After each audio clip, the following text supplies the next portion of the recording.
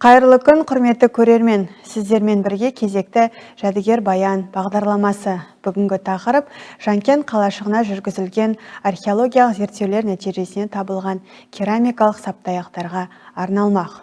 Күнделікті тұрмыста жиі қолданылатын бұл бұйым бізге қайдан келді және оның қалыптасу тарихы қандай?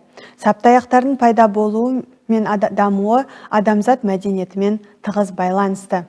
Ежелгі заманға көз жүгіртсек, алғашқы саптаяқтар Месопотамия, Мысыр және Қытай сияқты көне өркениеттерде пайда болған. Олар негізінен саз балшықтан жасалып, әртүрлі сұйықтықтарды ішуге арналған.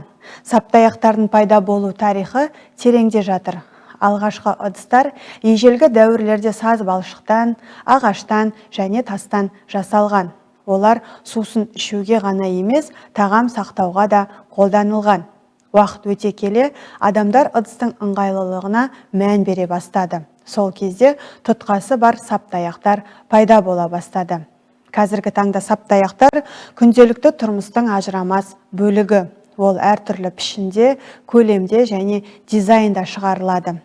Қызылорда облыстық тарихи өлкетану музейінің қорында Жанкенттің жауһар жәдігерлері қатарында керамикалық саптаяқтарды кездестіруге болады.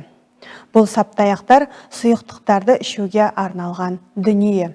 Аталмыш саптаяқтарды ең алғашқы кеселердің прототиптері деп айтсақ болады. Сол заманда өте сапалы жасалынған.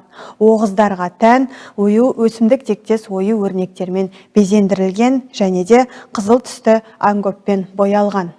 Бұл өсімдік тектес ою өрнектердің астарында үлкен мән мағына жатыр. Яғни өсіп өнсін, көктеп көгерсін деген мағынаны берсе керек.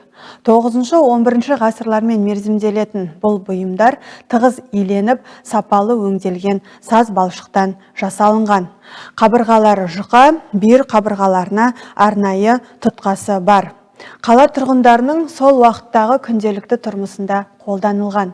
Ернеуі сыртқа қайырылған.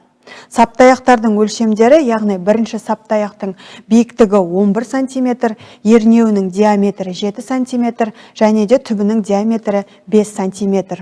Ал екінші саптаяққа келетін болсақ, екінші саптаяқтымыздың биіктігі 9 см, ернеуінің диаметрі 6 см және де түбінің диаметрі 5,5 см.